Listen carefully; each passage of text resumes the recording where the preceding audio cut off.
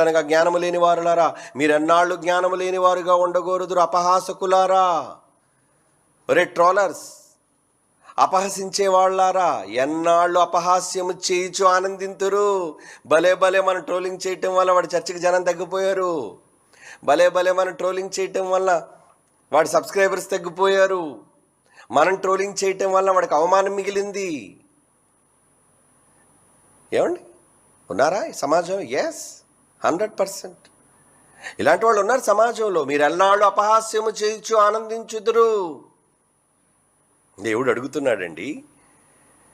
దేవుని ముసుగులో క్రైస్తవులుగా భక్తులమని చెప్పుకుంటూ మేమేదో నీతిని సమాజానికి నేర్పించేస్తున్నామని సోషల్ మీడియాను వాడుకుంటున్న సన్నాసులు వీళ్ళంతా. నిజంగా నీకంటూ ఒక సోషల్ ప్లాట్ఫామ్ ఈరోజు సోషల్ మీడియా కలుగజేసింది అంటే దాని ద్వారా వచ్చే ప్రతి వీడియో, ప్రతి మాట, ప్రతి అక్షరం ప్రజలకు